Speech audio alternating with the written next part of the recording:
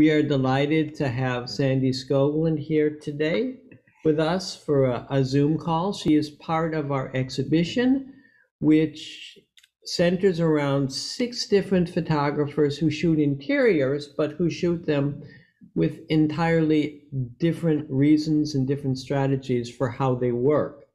Sandy, I'm sort of been a fan of yours and been showing work for 25 years. You have this incredible reputation and truly I consider you one of the most important postmodern photographers.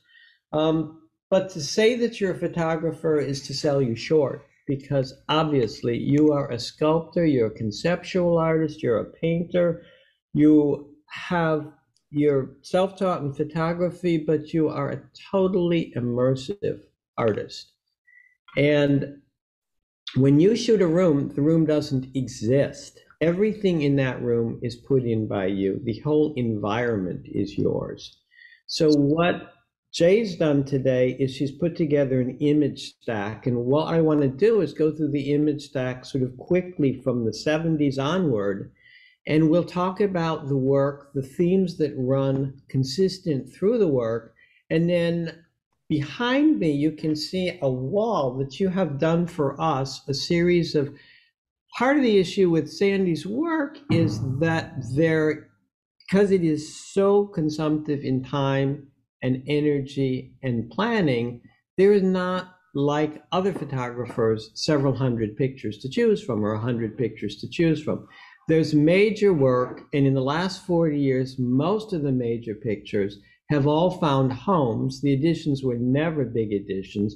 So what Sandy has done for us, which is amazing since the start of COVID, is to look back, to review the pictures that she made, and to allow a small number of outtakes to be made as fine art prints that revisit critical pictures and pictures that were very, very important in the world and very, very important in Sandy's development. So that's what you're looking at behind me on the wall.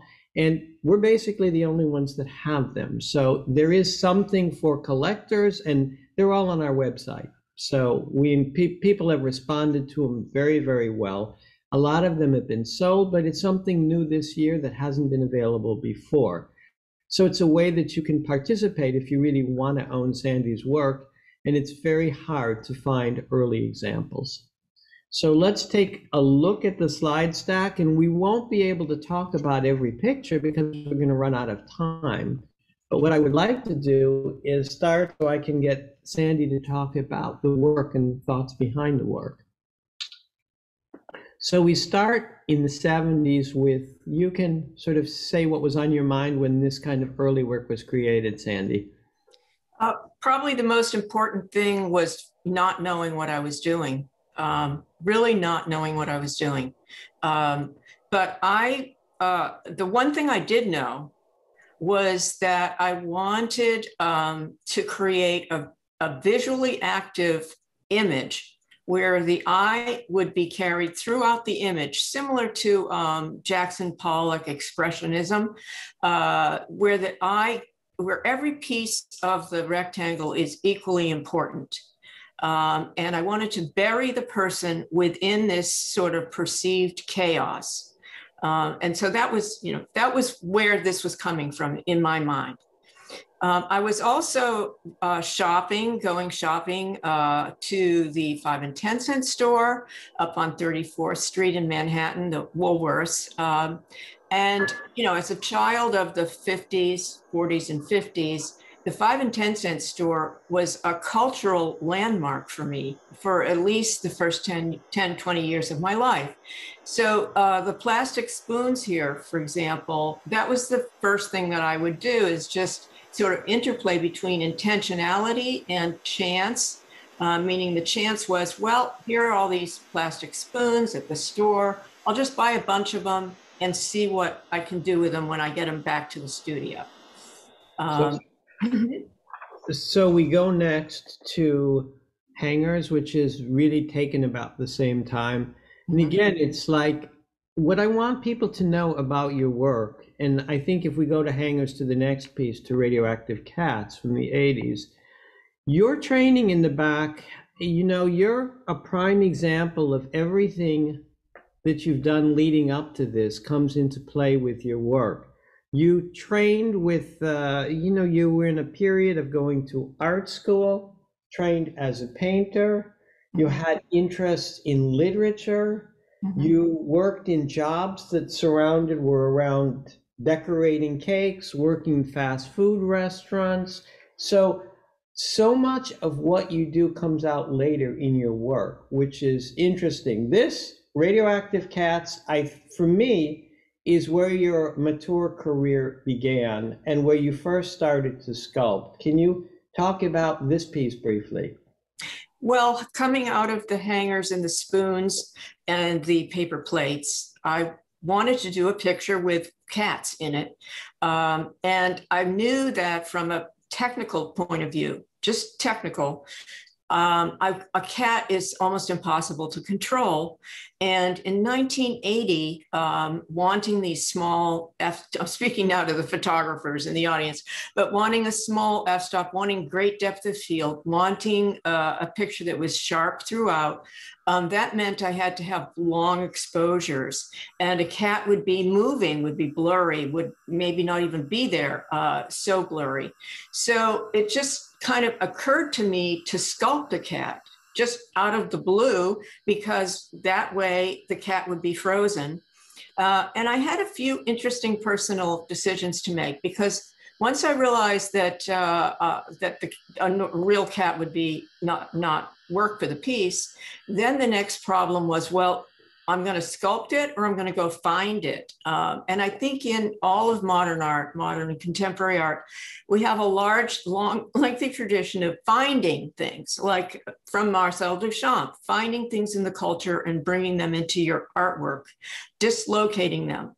And I felt as though if I went out and found a cat, bought one, let's say at Woolworths, a tchotchke type of cat, that it wouldn't be coming from my soul and my heart. It would be, in a sense, taking the culture's representation of a cat, cute, and I wanted this kind of deep authenticity. This was the rupture that I had with conceptualism and minimalism, which I was deeply schooled in the 70s. So this idea of trying to find a way to include my spirit, my feeling, my limitations too, because the cats aren't perfect by any means. But the other thing that happened as I was sculpting the one cat is that it didn't look like a cat. So now I was on the journey of what makes something look like a cat. I mean, is it the tail? Is it the feet? Is it the gesture? So that catapulted me into a process of repetition that I did not foresee. And that process of repetition really was a process of trying to get better at the sculpture, better at the mimesis. I mean, I bring people into my studio and say, what does this look like? What kind of an animal does it look like? So I probably made about 30 or 40 plaster cats. And I ended up throwing out quite a few little by little because I hated them. I mean, they just looked like a four-legged creature. And I decided, as I was looking at this clustering of activity, that more cats looked better than one or two cats. So this sort of clustering and accumulation, which was present in a lot of minimalism and conceptualism, came into me through this other completely different way of representative sculpture. So if we go to the next picture, we see right after it something that was, for those, most collectors of photography and most people that understand contemporary photography understand that this was a major picture. The picture itself, you were with Leo Castelli Gallery at the time. The picture itself, as well as the installation, the three-dimensional installation of it, was shown at the Whitney in 1981. And it basically became the signature piece for the biennial. And it really launched you into basically, and Andy Grunberg writes in his, How Photography Became Contemporary Art, which just came out.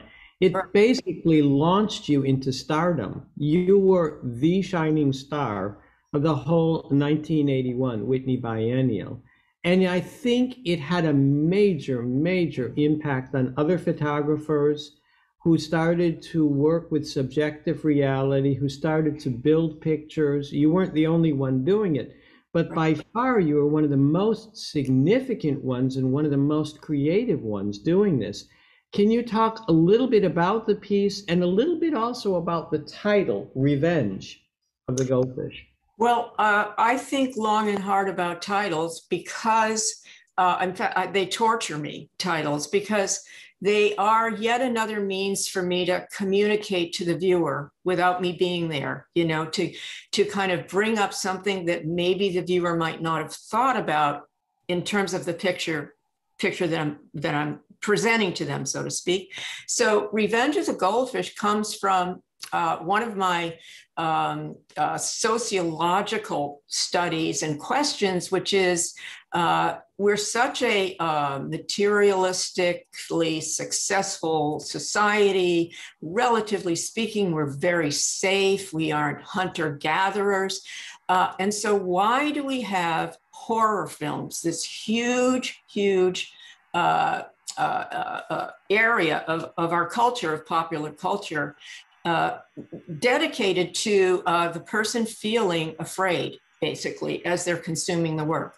So this led me to look at those titles. Revenge then, for me, became my ability to use a popular culture word in my sort of fine art picture. So Revenge of the Goldfish is a kind of contradiction in the sense that a goldfish is, generally speaking, very tiny and harmless and powerless.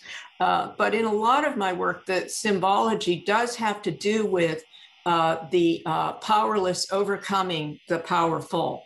And that's a case here where the accumulation, the masses of the small goldfish are starting to kind of take revenge on the person, the human beings in the picture. And to me, it's a sense of understanding nature and understanding the environment and understanding early on that we're sort of shepherds to that environment. And if you sort of mess with the environment, it has consequences. And you said, when we spoke before 25 years ago, you said the goldfish was really the first genetically engineered living creature. And not sure it was the first. I think that I know the Chinese bred them. That's all I know. Thousands of years ago. Go ahead. Yeah. So for me, I wanted also to tell people that, when you start looking and you see a room as a set, you see monochromatic color, you see this huge kind of immense number of an object that multiplies itself again and again and again and again. By 1981, these were signature elements in your work, which absolutely continue until the present. So by 1981, I think an awful lot of the ideas that you had, concepts about how to make pictures and how to construct and how to create some sense of meaning, were already in the work, and they play out in these sort of fascinating new ways as you make new pictures. Can we go on to? So A Breeze at Work to me is really, it's a picture I didn't pay much attention to in the beginning, but then I felt like you had this issue of wanting to show weather, wanting to show wind. So what happened here? And for people that don't know, it could have been very simple. You could have cut out these leaves with paper, but it's another learning, and you're consistently and always learning. You're making them out of bronze. So we can go back to the picture and you can tell me something about its evolution. Well, I think you've hit on a point which is kind of a characteristic of mine, which is who in the world would do this? I mean, there are easier, faster ways. So the answer to that really has to be that the journey is what matters, not the end result. So much of photography is the result, right? It's the picture. It's not really the process of getting there. So this sort of display of this process in a, as you say, in a meticulously kind of a grinding way, almost anti-art, if you will. I mean, I know when I went to grad school, the very first day at the University of Iowa, the big chief, important professor comes in, looks at my work and says, "You have to loosen up." And so I really decided that he was wrong and that I was just going to be tighter, as tight as I could possibly be. And I think for me, that is one of the issues for me in terms of creating my own individual value system within this sort of overarching art world. But you do bring up the idea of the breeze here again. The title, "A Breeze at Work," has, a lot of resonance, I think. And I was trying to create, through the way in which these leaves are sculpted and hung, that there's chaos there. And in our new picture from the outtakes, the title itself, "Chasing Chaos," actually points the viewer more towards the meaning of the work, actually, in which human beings kind of resolutely are creating order through, through filing cabinets and communication and mathematical constructs and scientific enterprise, all of this rational stuff. And in the end, we're really just fighting chaos. I think it's an important to bring up to people that the consistent thread in a lot of your pictures are about disorientation and is about that sort of entropy of things sort of spinning out of control. But yet to make that, you're very deliberate, very organized, and very tightly controlled. So out of that comes this kind of free-ranging work that talks about a center that doesn't hold, that talks about disorientation. And I think from this disorientation, you have to find some way to make a meaning of the picture. I also wanted people, as we go to the next picture, to talk when we get to Fox Games, to be able to sort of, this is again, you're sculpting an animal. This is a more aggressive animal, a fox.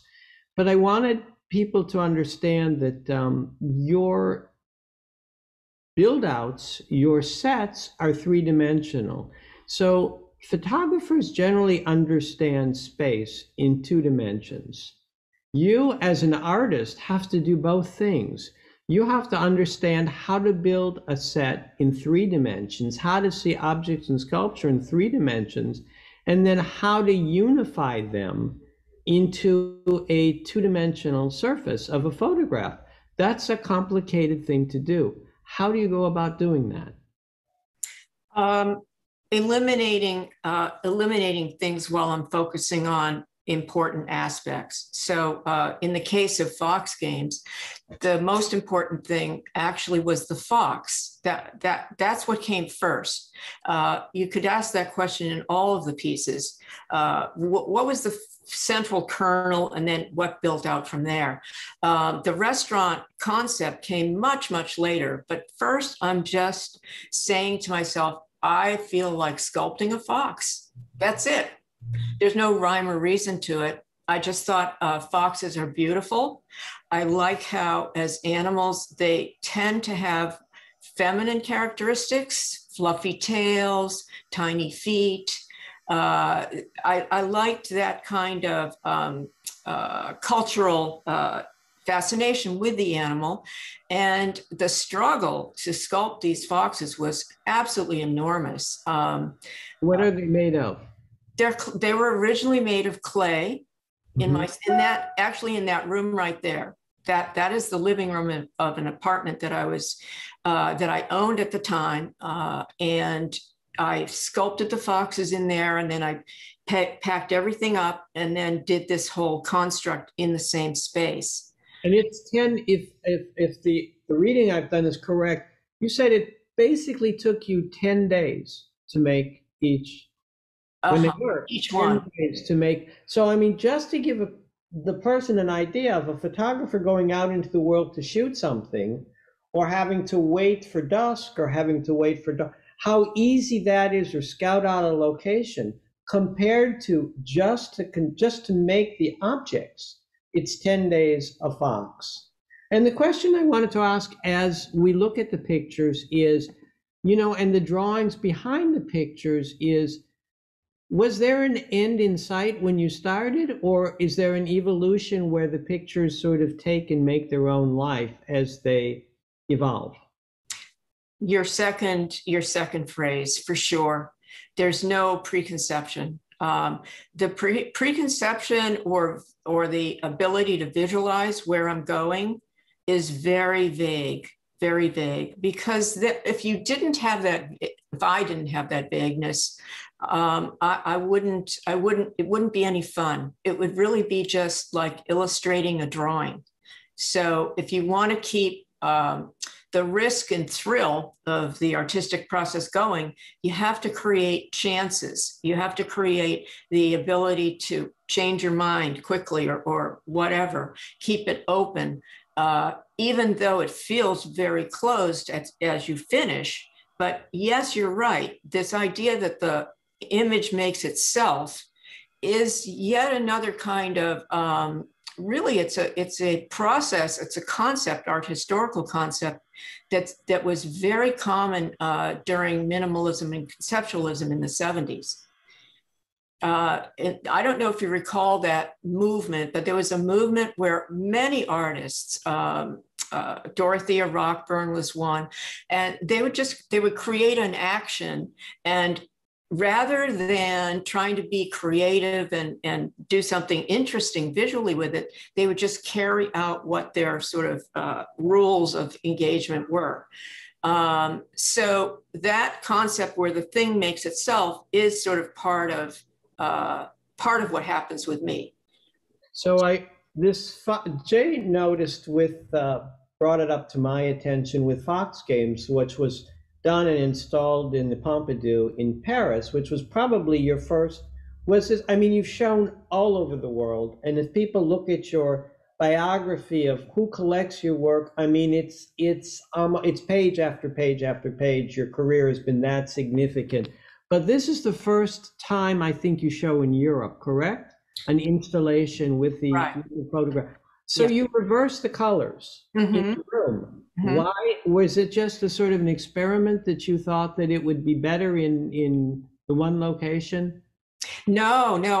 That idea was present in the beginning for me. So I knew I was going to do foxes, and I worked 6 months, more or less, I think 3 to 6 months, sculpting the foxes, not thinking of anything else. But I really wanted, I'm always interested, I can't sort of beat the conceptual artist out of me completely. So the conceptual artist comes up and says, well, if the colors were reversed, would the piece mean differently? Which is very similar to what we're doing with the outtakes. If the models were doing something different and the camera rectangle is different, do the outtakes images mean something slightly different from the original image? So I knew that I wanted to reverse the colors, and I, at the time, had a number of assistants just working on this project. So I took the picture, and the very next day, is knowing that I had the transparencies, that it was successful technologically, we started repainting everything. And I even during the process had seamstresses make the red tablecloths that would be necessary. Pretty cool. I want to let people know, when you talk about the outtakes, the last slides Jay has put together in the exhibit, so that you're going to be able to see everybody that's viewing the Zoom, who's with us on the Zoom call, we'll be able to see the originals and the outtakes at the end. So we're going to show you all of those. So if we refer to it, just give us, 15, 20 minutes and you're going to see them all. So moving into the 90s, we get Greenhouse. And the Greenhouses, there's a series of pictures that deal with dogs and with cats. And this one is a really, for me, it's a very soothing but very strange kind of interaction of people and animals. Can you give me some sense of what the idea behind making the picture was? I have to say, I struggle with that myself. I know that when I started the piece, I wanted to sculpt dogs. I mean, that was interesting to me. I've never been fond of dogs the way I'm really fond of cats, but I love them and they're wonderful. And the more I looked into it, doing research, because I always do research before I start a project. There's always some kind of quasi-scientific research going on. I realized that the dog, from a scientific point of view, is highly manipulated by human culture. The same way that the goldfish exists because of human beings wanting small, bright orange, decorative animals. This too is a symbol or a representation of they are nature, but nature sculpted according to the desires of human beings. So I thought that kind of nature culture thing, I've always thought that is very interesting. That we are part of nature and yet we are not part of nature. So the way I look at the people in the greenhouse is that they are there as animals. We're all animals, we're all living animals. And so who's to say in terms of consciousness, who's really looking at whom, right? Do the dogs see this room the same way that we see it? And that's why I used grass everywhere, thinking that, well, the dogs probably see places where they can urinate more than we would see the living room that way. So those kinds of signals, I guess. Very cool. And you mentioned that it's as we look at them, you mentioned in your writing that, you want to get people thinking about the pictures, but what they see and what they think is important, but what they feel is equally important to you. So you see this cool green expanse of this room and the grass, and it makes you feel a kind of specific way. And if you're a dog lover, you relate to it as this kind of paradise of dogs, friendly dogs that surround you. And when you sculpted them, just as if you sculpted foxes and the goldfish, everyone is a sort of unique personality. You didn't make a mold. And you didn't say, I've got 15 dogs and they're all going to be the same. I'm just going to put some forward and some backward. Everyone is everyone is a variation. So it's a pretty cool, I like the piece very much. If we can move on to the next. This one is a little more menacing, Gathering Paradise. Mm-hmm. So it meant to be menacing, or? Yeah, it is. It is. I think it's sometimes my work has been likened or compared to Edward Hopper, the painter, whose basically images of American iconographical situations have a dark undertone. And I am a big fan of Edward Hopper's work, especially as a young artist. So the title, Gathering Paradise, is meant to apply to the squirrels. And the squirrels are preparing for winter, by running around and collecting things and collecting nuts and burying them. And I think even more than the dogs, this is also a question of who's looking at whom in terms of inside, outside, and wild versus culture.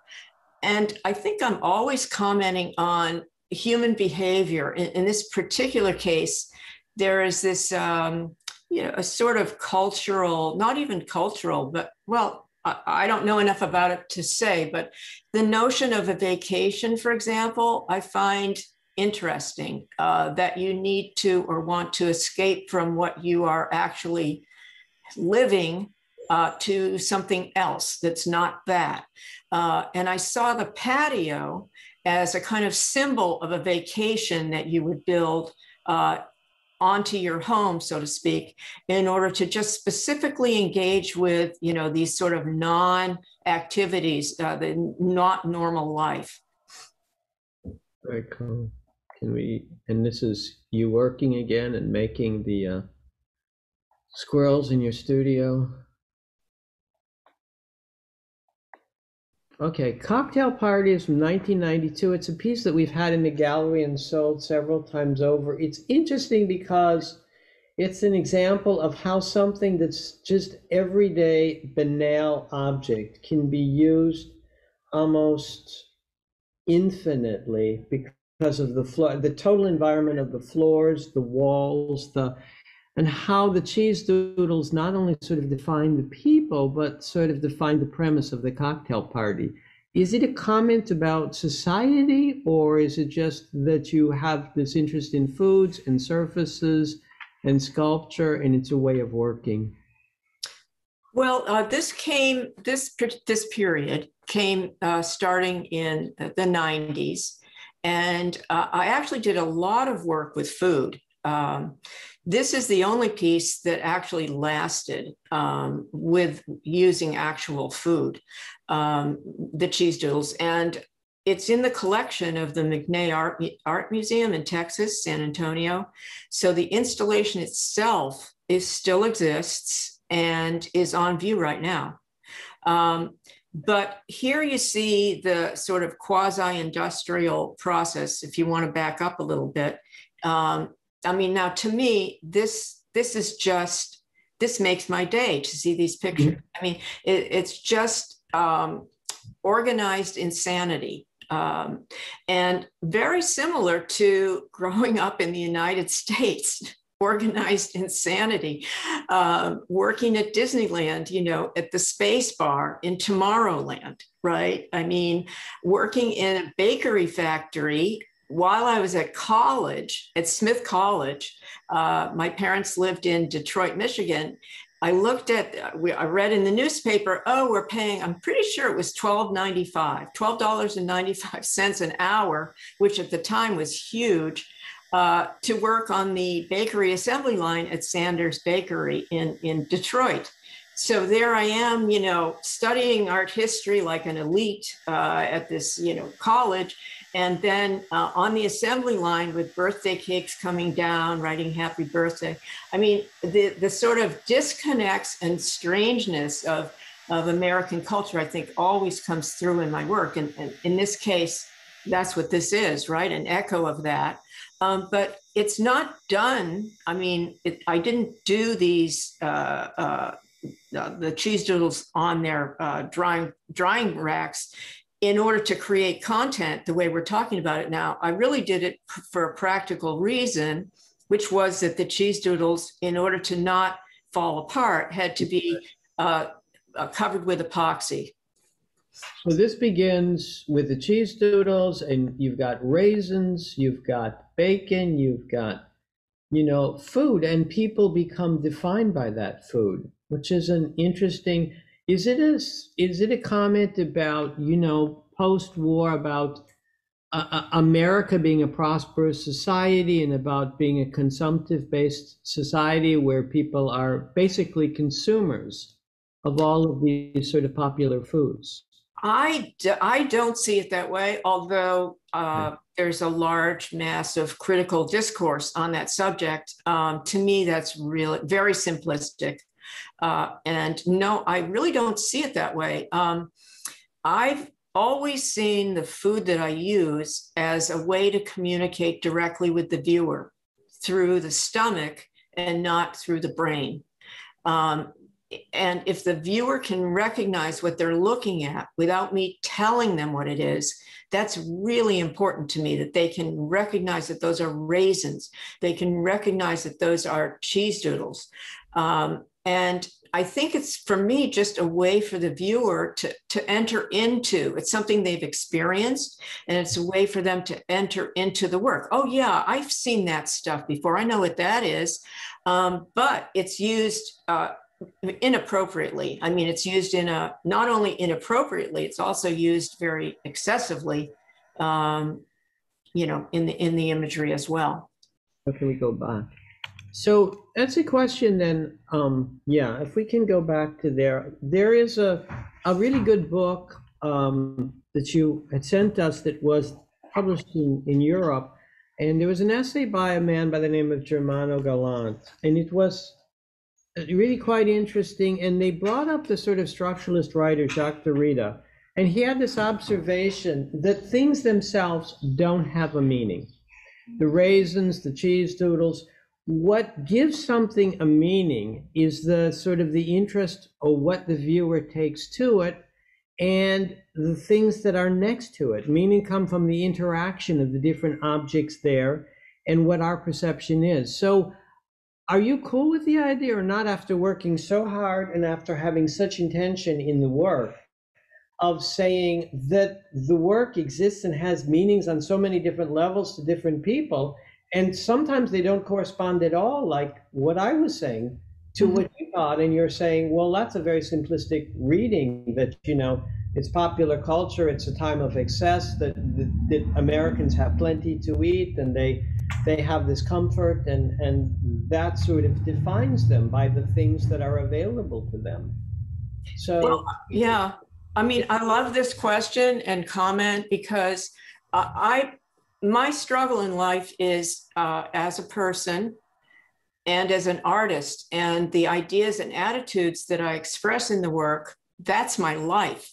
That's my life. So I don't feel like Edward Hopper. I don't know. We never asked Edward Hopper, but I don't feel that this display in my work of abundance is necessarily a display of consumption and excess. I feel as though it's a display of abundance that we're surrounded by, you know, inexorably, right? I mean, you drive across the United States, you see these shopping centers, they're all very similar. So there comes all that repetition again.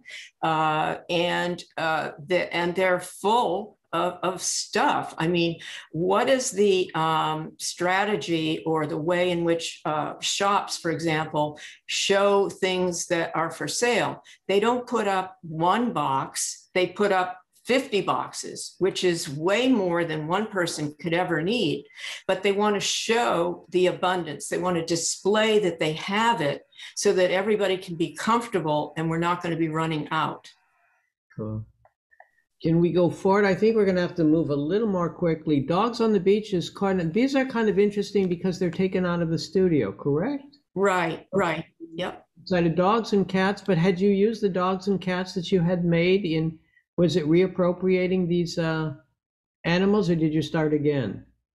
These are the same. I still owned the installations at the time that I was doing these. So yeah, these are the same dogs and the same cats. And this time they get outside. They escaped. They get outside. And they go to the drive-in. We're going to sort of move. This one, again, is, you know, decorating cakes, having this kind of unified color, this sort of kind of overabundance of kind of images. It's sort of a very beautiful picture, and this is how it's sort of made, right? Some of the development of it. Right, right. Those are 8x10 8x10 Polaroids. Do they start with drawings? No, actually, well, I draw all the time, but they're not drawings. You know, they're little sketchy things, which I think you showed a few of early on with the cats. These are done in a frantic way, these 8x10 Polaroids, which I'm not using anymore. You know, Polaroid it's a whole new world today. But at the time, the process of leading up to the shoot, the camera is there, and I would put Polaroid back on the camera, and I would essentially develop the picture I'd already made all the roses. I knew the basic ingredients and elements, but how to put them together in the picture would be done through these Polaroids. So I would take the Polaroids and then not run home, but at the end of the day, take them home and then draw on them like what to do next for the next day. Okay, so the floor is what? The floor is Right. marmalade, right? Marmalade and strawberry jam. Yeah, do these and the flowers are made of. They're all different and handmade in stoneware. They're ceramic with a glaze. So it's Yeah. so it's an amazing diversity of ingredients that go into making the set and to go making into the installation and the photo. So it's marmalade and it's stoneware and it's sort of an amazing kind of wide variety of using things that nobody else was using. And it's a learning for you. I think you must be terribly excited by the learning process. Oh, yeah, that's what makes it fun. Yeah. So we're going to go on to, well, let's go on. This picture and this installation I know well because when we met about 25 years ago, the Norton had given you an exhibition. And when the Norton gave you an exhibition, the Norton brought in Walking on Eggshells. And I have to say, when I originally saw the piece, and really there were two, the two people that came through it, I think they were dressed at the Norton, but they walked through and they actually broke the eggshells. And this sort of is interesting because for me, it deals in kind of things that people are afraid of. Right. And the amazing thing too is you could have bought a toilet, you could have bought a bathtub, you could have bought a sink, but you didn't. You learned to fashion them out of a paper product, correct? Right. I certainly worked with a paper specialist to do it as well, but he and I did it. Yeah. So it's a totally different, and you've got the rabbit for sort of, so the rabbit and the snake are very symbolic in what they mean. True. So in Western culture. Well, the tiles, and yeah. This is a crazy it's a crazy environment. Well, I kind of decided to become an art historian for a month. And I went to the library because my idea had to do with preconceptions. I already mentioned attributes of the fox. Why would there be these feminine attributes, of a fluffy tail? And you're absolutely right. I mean, the snake is a form, an animal that is almost universally repulsive or not a positive thing. However, when you go back and go broadly to world culture, it's also seen historically as a symbol of power. So power and fear together. So the wall tiles are all drawings that I did from books, starting with Egypt and coming into the present day. In the lower right-hand corner, number 45, is it 45? Yeah, that's the American Easter Bunny. So the rabbit for me became transformed. It was always seen historically as a representative of spring, right? Because it actually is in Europe, the first animal, I guess, that seems to appear when the snows melt. And so the sort of transmutation of these animals, the rabbit and the snake through history, interested me very much. And that's what's on the wall. So before we go on, in 1931, there was a man by the name of Julian Levy who opened the first major photography gallery in the United States.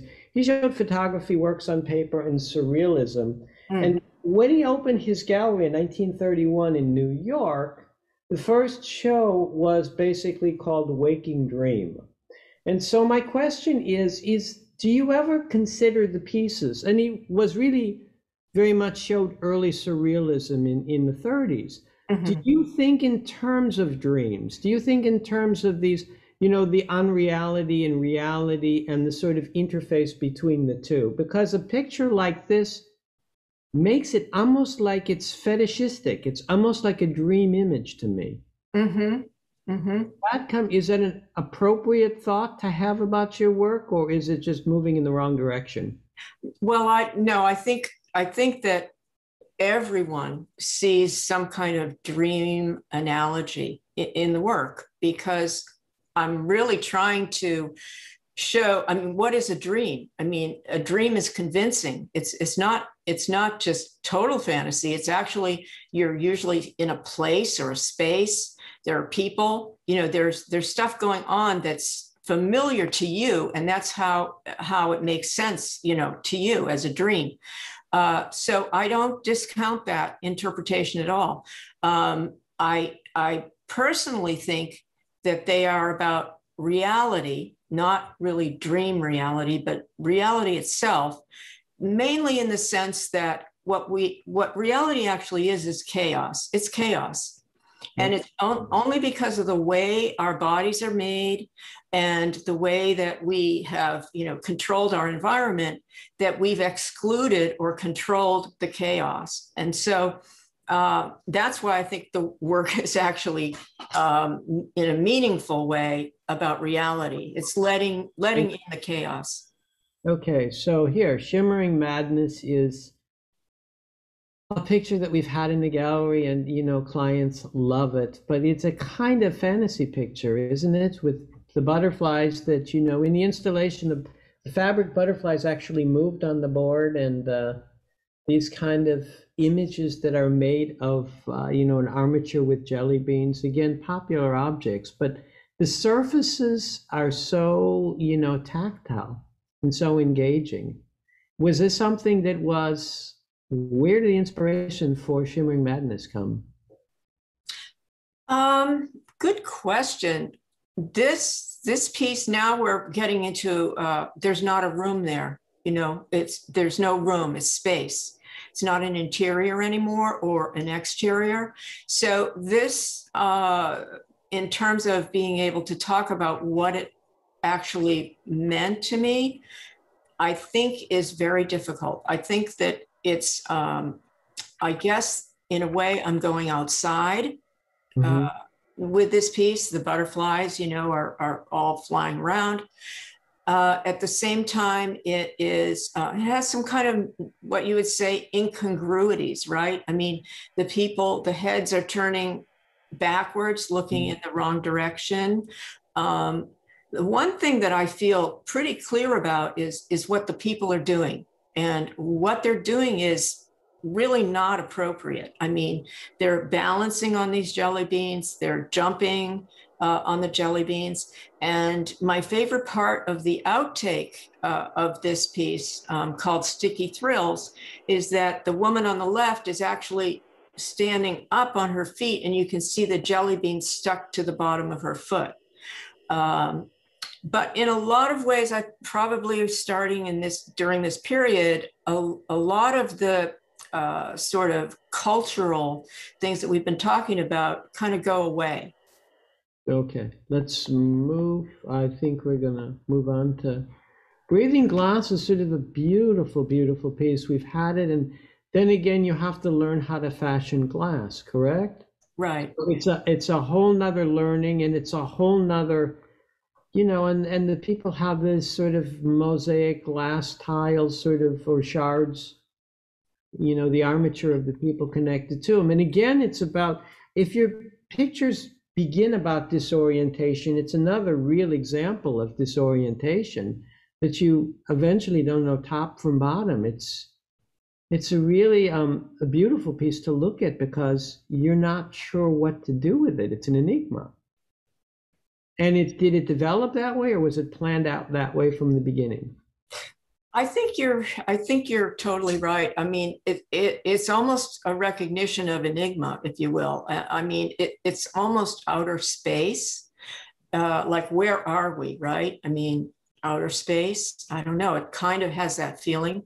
The one thing about this piece that I always was clear about from day one is that I was going to take the picture with the camera, and then turn it upside down. So that to me was really satisfying with this piece, that final gesture. And they're upside down. Yep. Okay, we'll move quickly. On this one, I love the piece. We have it in the gallery now. And this was done for the year 9/11, but it was conceived prior to 9/11, correct? Correct. Mm-hmm.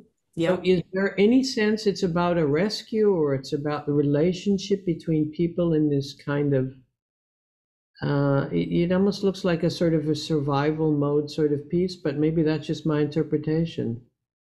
I don't see how you could see it otherwise. Really, Holden. I mean, Really he's rescuing her. Yeah, he's rescuing her. Yeah, I mean, I think during this period, I'm becoming more sympathetic to the people that are in the work and more interested in their interaction. In the early days, I had no interest in what they were doing with each other. If you look at Radioactive Cats, the woman is in the refrigerator, the man is sitting, and that's it. You know, they're basically alone together. And that's a sort of overarching theme, really, with all the work, is that we actually are, you know, reality speaking, alone together, you know, however much of the together we want to make of it. But yes, in this particular piece, the raison d'etre, the, you know, reason of why they're there, what are they doing? I think it does have to do with pushing back against nature. I mean, I usually cascade a whole number of, I would say, pieces of access or pieces of content. I mean, even the whole idea of popcorn to me is interesting, because popcorn, as a sort of celebratory, positive icon, goes back to the early American natives. We found popcorn poppers in the Southwest. So I was just interested in using something that had that kind of symbology. Yeah, and that's a beautiful picture. If we keep going. This was a commission, right? So you don't normally do commissions. No, it wasn't a commission. Oh, I thought maybe it was used afterward by the wine. It was used afterward, well, right? what had they? I'm not sure what they used, whatever, but basically, there was a museum called Copia. Okay. It no longer exists, but they did a show, and as part of the show, they asked me to create a new piece. So I said, well, I really wanted to work with liquid, so liquid floor.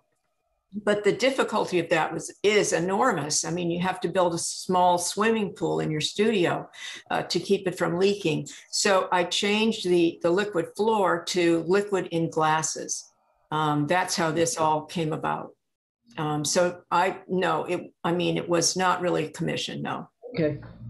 Let's move on, because I want to show the outtakes. I want you to talk a little about this, though, because this, to me, is always sort of a puzzling piece, because the objects of the trees morph into half trees, half people, half sort of gumbo kind of creatures. What's going on here?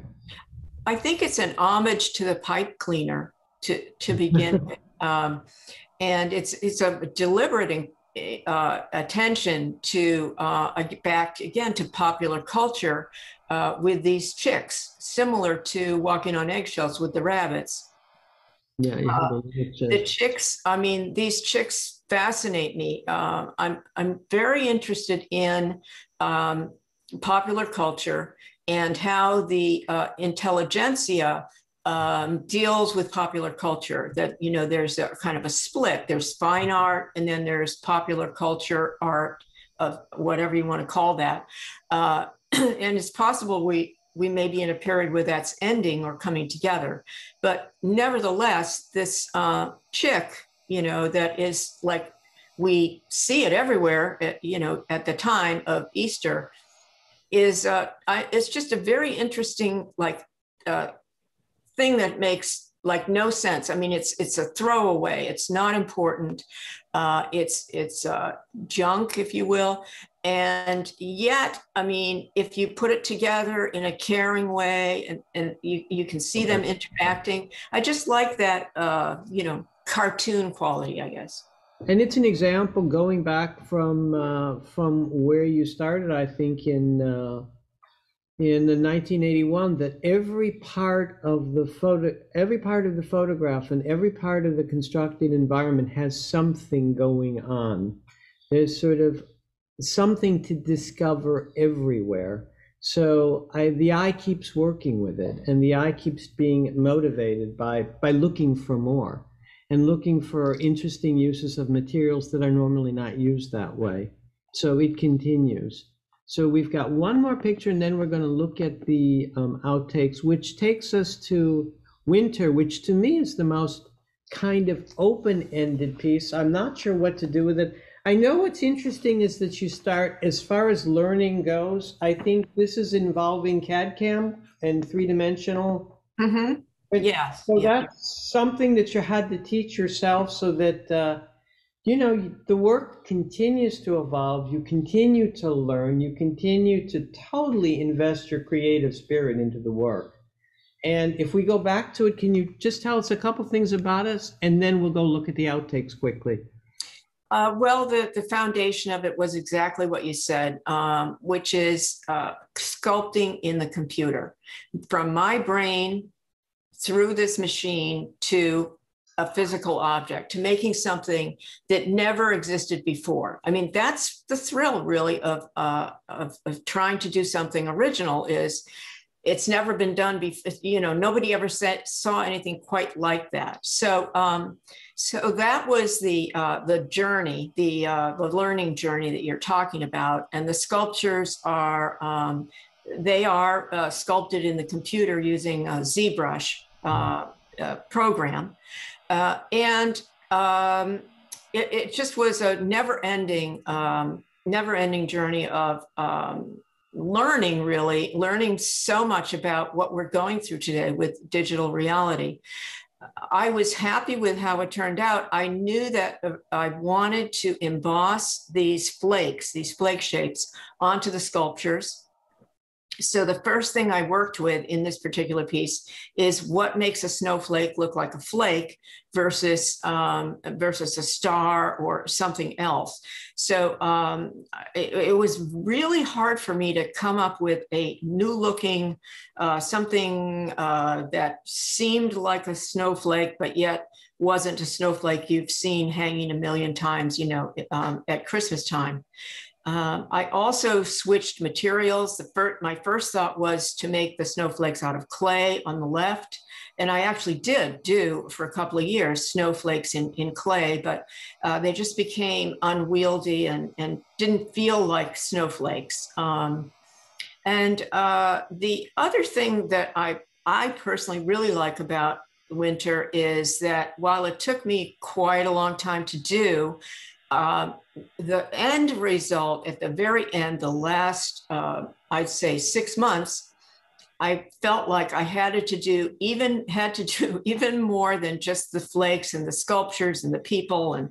And I just love the crumpled background. The crumpled, it's actually photo foil, black photo foil, which photographers use all the time. It's a specific material that actually the consumer wouldn't know about. You can see in the lower right-hand corner there, I cut squares of the photo foil. It's used in photography to control light. You cut out shapes and you tape them around the studio to move light around, to change how light's acting.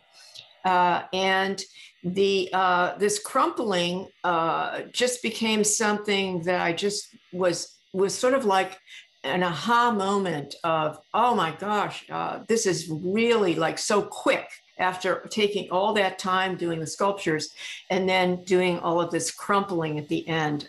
For me, that contrast in time process was very interesting. And again, it's about weather, just as breeze is about weather. In a sense, it's about the seasons and about weather. Mm-hmm. Mm-hmm. And that is the environment. Mm-hmm.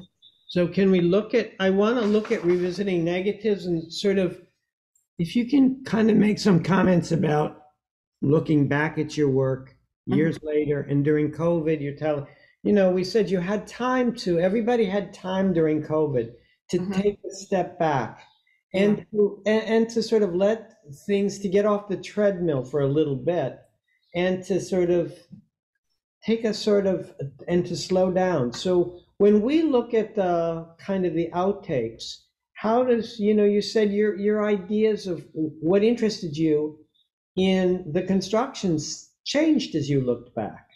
They did. From the greenhouse to the living room is what kind of change? The people are interacting with each other slightly, slightly, and they're not in the original image. So there's a little bit more interaction. Right. That's my brother and his wife, by the way. Wow, I was going to ask you how you find the people for. Yeah, they are really dog people, so they were perfect for this. Oh, that's good to know. Let's move to the next. Okay, so this one, Revenge of the Goldfish and Early Morning. Early Morning is, you see where the set ended, which is, to me, it's always sort of nice for a magician to reveal a little of their magical tricks. So, well, yeah, during the shoot in 1981, I was pretending to be a photographer. So there are mistakes that I made that probably wouldn't have been made if I had been trained in photography.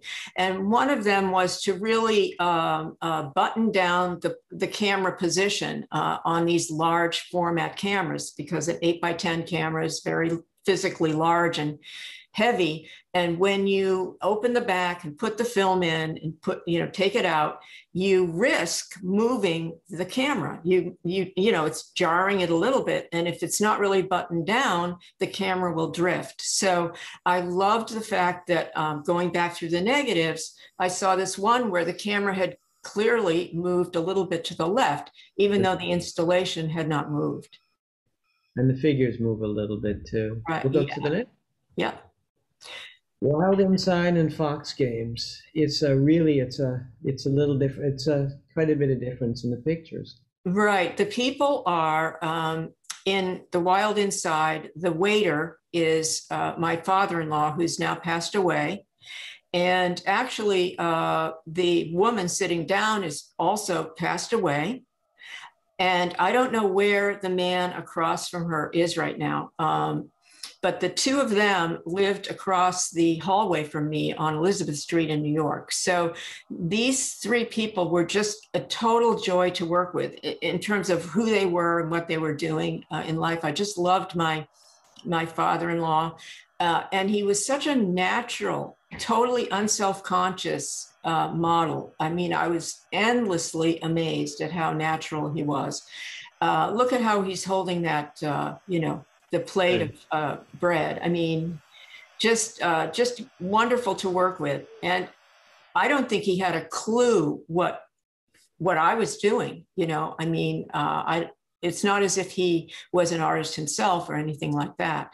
But it was really a very meaningful confluence of people.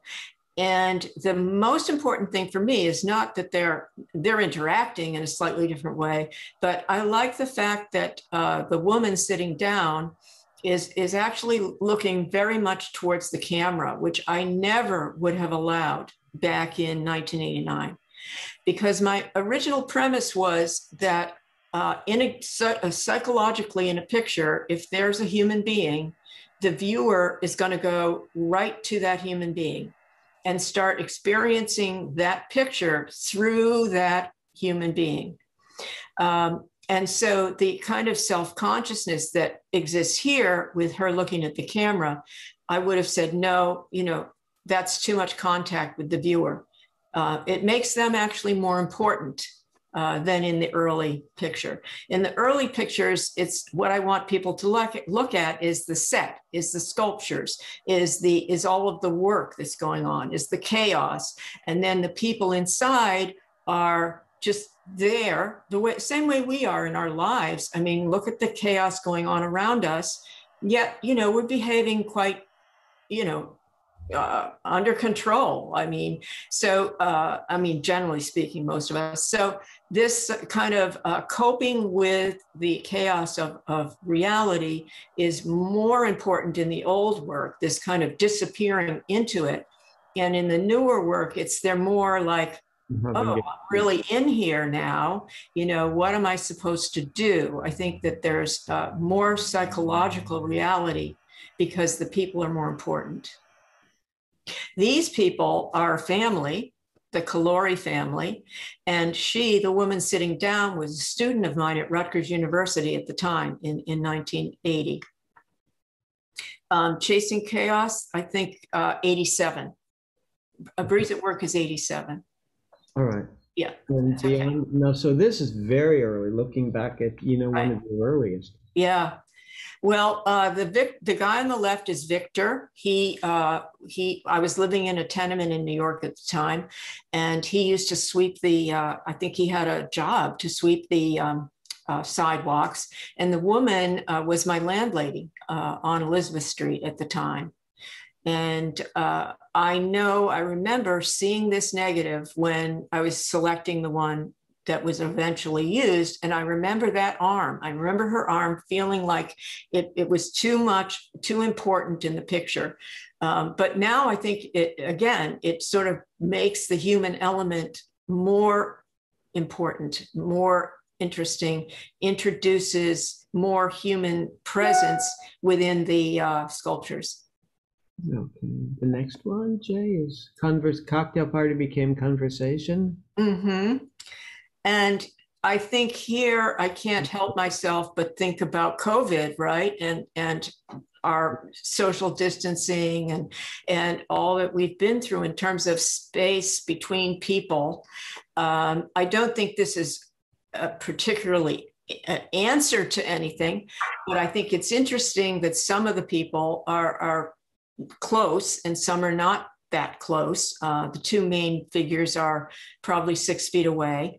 And so whatever, the viewer brings to it, I mean, that is what they bring to it. And I think it's just great if people just think it's fun. What's wrong with fun?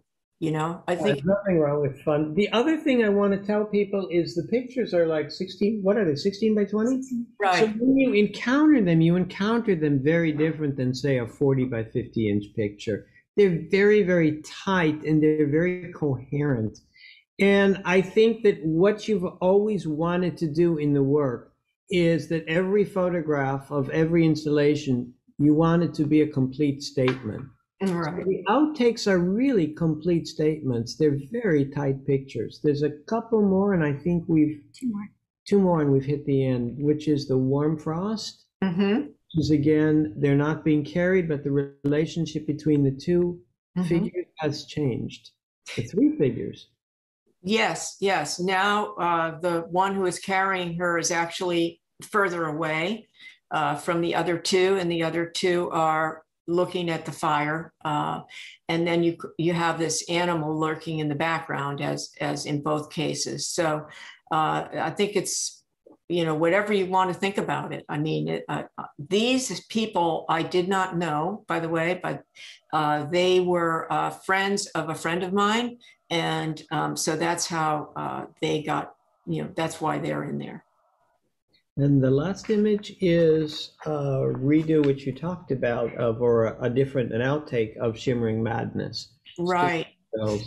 Which I love. I love the fact that the jelly beans are stuck on the bottom of her foot. And I remember, again, going through, after the shoot, going through to pick the ones that I like the best and thinking, oh, she's destroying the set. No, that can't be. But what could be better than destroying the set, really? I mean, that's also what's happening in Walking on Eggshells, is they're walking in and crushing, the order that's set up by all those eggshells.